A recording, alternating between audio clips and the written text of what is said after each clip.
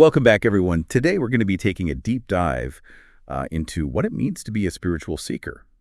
We're using this article from The Spiritual Seek, and I think you'll find it's a pretty interesting take. Yeah, it really does offer, I think, a perspective that we don't often hear.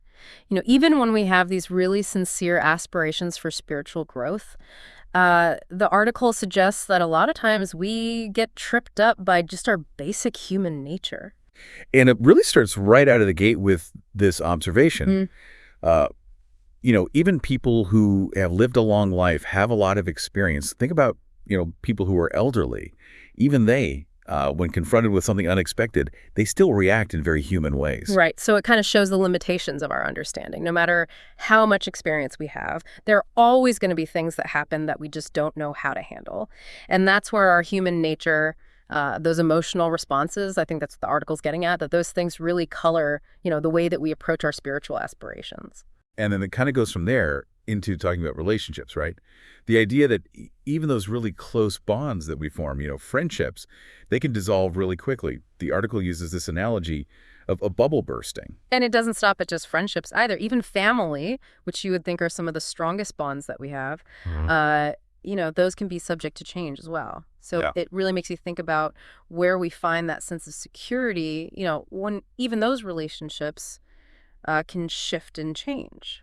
And from there, the article really gets into this idea of spiritual practice, the idea of sadhana, and how for the ego, that can be a really terrifying process. Yeah, it's interesting because true sadhana, it requires that we face some of those things that make us uncomfortable, those attachments that we have. And the article gives a really specific example I thought was interesting about how, that desire for comfort can actually make us think that we're further along spiritually than we are. Yeah, this idea about external things. He goes on to talk about social status, wealth, friendships, that those things are all ultimately impermanent. Right. And that these are really driven by, past actions, karma. And it introduces this term that maybe some listeners aren't familiar with, prarabdha karma. And prarabdha karma, just to clarify, it's that portion of our past actions that are kind of playing out, that are manifesting in our lives right now. And they use this really vivid image of logs floating on water. And, just like those logs can be brought together or separated by currents or wind, our life circumstances are also going to be subject to all these shifts and changes that are sometimes totally outside of our control. I love that analogy. I think it really drives home the point that, no matter how stable things might seem right now, there's always the potential for change, for things to shift in unexpected ways. Exactly. And from there, it gets into this really interesting distinction between, what we typically think of as vision and what it calls spiritual vision. Right. Spiritual vision. And that's described as this ability to kind of see through everything to that divine essence that the article says underlies all things. But it also acknowledges, that cultivating that kind of vision, it can be really tough. Yeah. And one example they give, this Sanskrit phrase, sahasrara, which refers to, this kind of cosmic being with 1,000 heads. And I think it's pointing to that challenge of seeing, even people that we might dislike as manifestations of the divine. I think that really comes down to, just how ingrained it is in us to categorize people, to judge them based on those very limited perceptions that we have. Absolutely. And I think that's why the article puts so much emphasis on this idea of a spiritual retransformation of consciousness, the idea that true spiritual seeking has to involve shedding some of those preconceived notions that we have and the attachments that we cling to. It even goes on to quote Swami Sivanandaji Maharaj, who says, "Die to live," to really encapsulate that whole process, emphasizing that real spiritual growth. It requires transformation. Yeah, it's like that imagery of, letting go of that limited sense of self in order to embrace something much greater. And to kind of drive home that point about transformation even further, the article then introduces this analogy of the dream state. Right. And they use that to talk about our relationship with God. So, just like someone who's dreaming, they might not be aware of the bed that they're lying on. In the same way, we often don't perceive God's presence, even though, in a sense, we're seated on him. It's a really powerful image, and it kind of leads us to this big question. If we are already on God, then what can we do to wake up from that dream of separation? What can we do to realize that connection? And that's a really interesting place to start, I think, in exploring, what it really means to be on this path of spiritual seeking. But before we get too far into that, maybe we should take a minute and just recap some of the key points that we've covered so far. Absolutely. So we've talked about the persistence of human nature, that illusion of security that we find in relationships, and how challenging true spiritual practice can be. And the article, it uses some really great imagery to get these points across, the tears of the elderly, the fragility of bubbles, those logs on water. And then we also touched on this idea of karma, that the things that are happening in our lives right now are influenced by our past actions. We talked about the difference between how we normally see the world and that spiritual vision. Right. And how to cultivate that spiritual vision, we need to kind of go through this process of shedding our prejudices and attachment. And that's where the analogy of the dream state becomes so powerful, right? Because if we are already on God, then our experience of separation is really just a dream, a kind of unawareness of that underlying reality. So the question becomes, how do we wake up from that dream? What kind of practices can really help us to shift our consciousness? And while the article doesn't give us like a step-by-step guide, it does point to some important things to consider. Starting with the limitations of how we perceive things as humans. That our understanding of God, it's often shaped by our own personal experiences, our upbringing, our cultural background. Which I think just highlights how hard it is to try to grasp something that's infinite using our finite human minds. And then there's this need to transcend the ego, to move beyond that part of ourselves that's always searching for security and fulfillment in things outside of ourselves. And this ties back to what we were talking about before, about how relationships, possessions, social status, these things are ultimately impermanent. The article makes this point that, clinging to these things, it's like trying to build a house on shifting sand. So true spiritual seeking, then, has to involve changing our perspective. Recognizing that true and lasting fulfillment, it can't be found in those things that are always changing, those external appearances. And they give this example of the spiritual seeker who's able to look beyond, social roles, family ties, and see that divine essence that's present in all forms. It's a vision that goes beyond all those human feelings and judgment. And yet the article cautions us that, we can't just achieve this kind of vision through intellectual understanding. It's not enough to just keep repeating these ideas about the divine nature of reality if our feelings and our actions aren't aligned with that. It's really calling for a deep inner transformation, a shift in consciousness that really permeates everything about us. It's about living the truth that we're seeking, not just thinking about it. And this transformation, it can be tough. They compare it to a veritable death, a death of the ego, of those limited perceptions that we have, letting go of our attachment to all those things that are impermanent. Yeah, and the article doesn't sugarcoat that. It acknowledges that this can be a real struggle, even for those who have been on this path for a long time.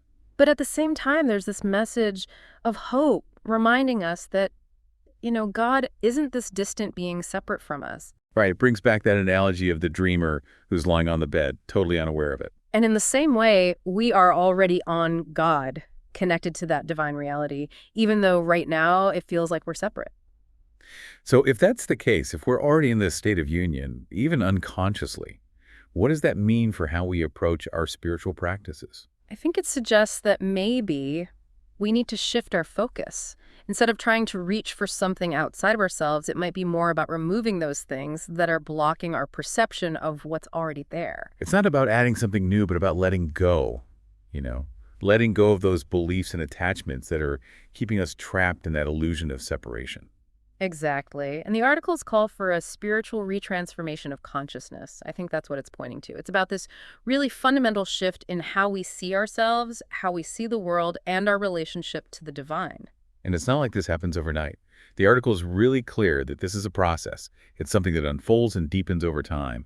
It affects all parts of our lives. And while they don't give us like a list of techniques, the article does highlight certain qualities that are really important for supporting this transformation, like self-awareness, detachment, compassion, and that willingness to question those deeply ingrained perceptions that we have. It's all about moving beyond that limited sense of self, the ego, that's always looking for security in external things.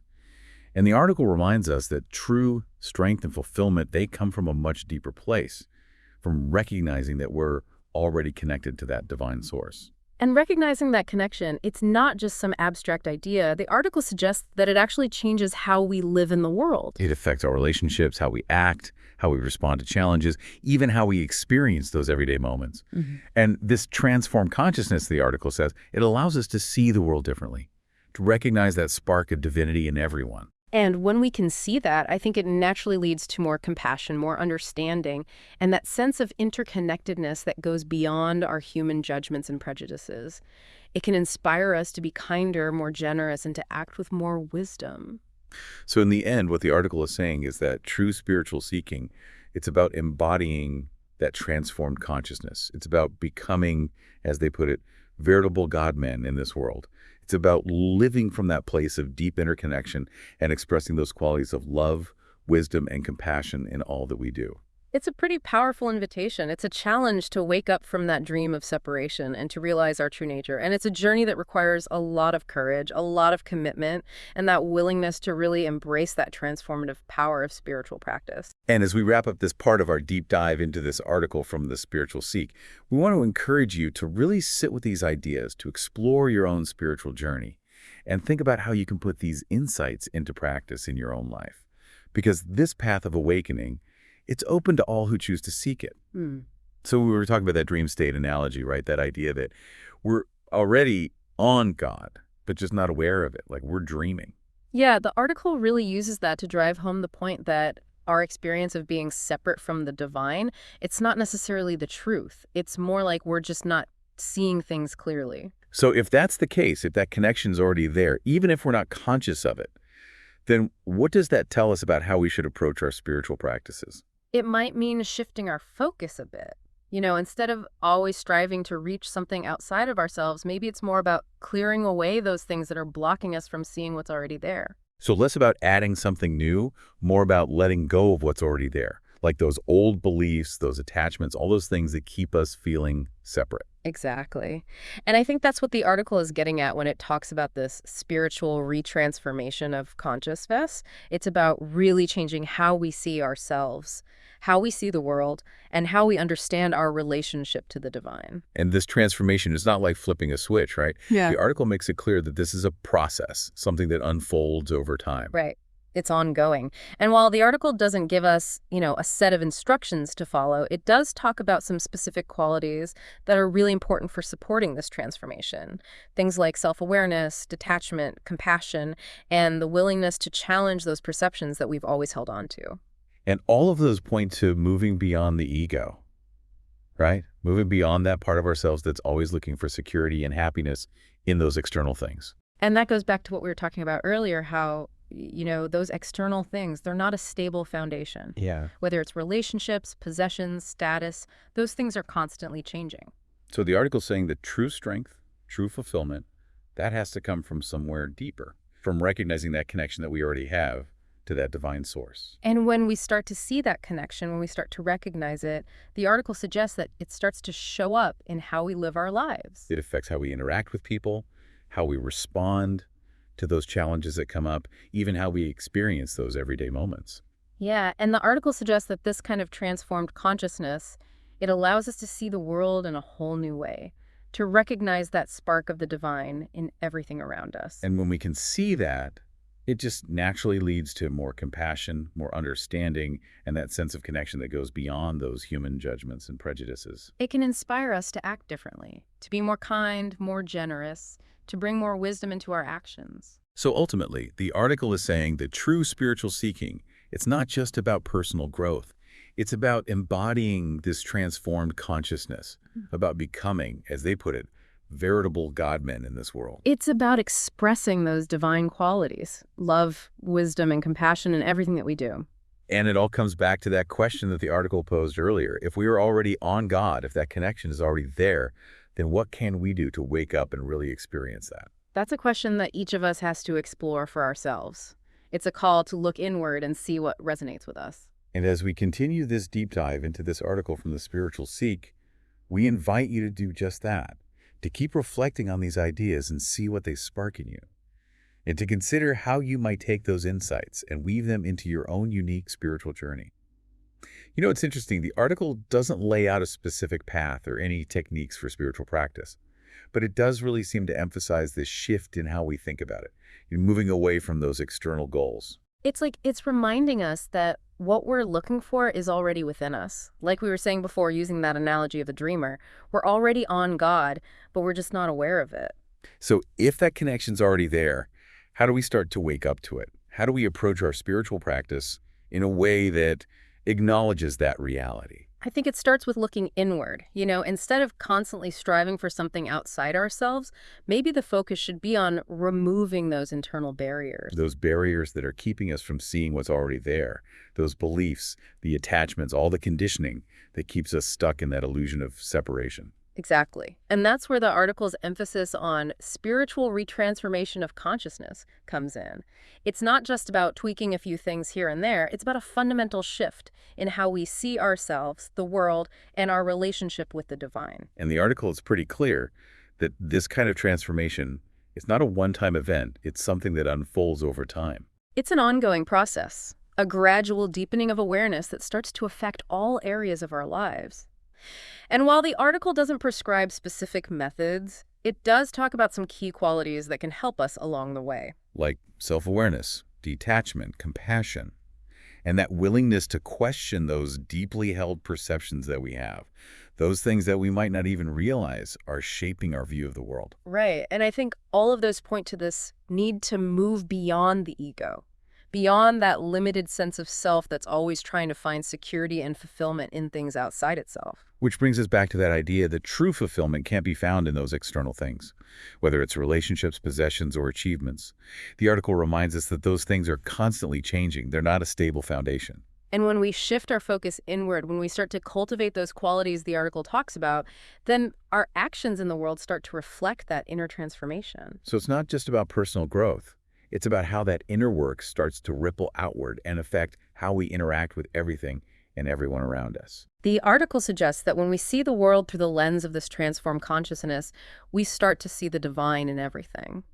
And that can lead to greater compassion, understanding, and a sense of interconnectedness that goes beyond those limited human judgments.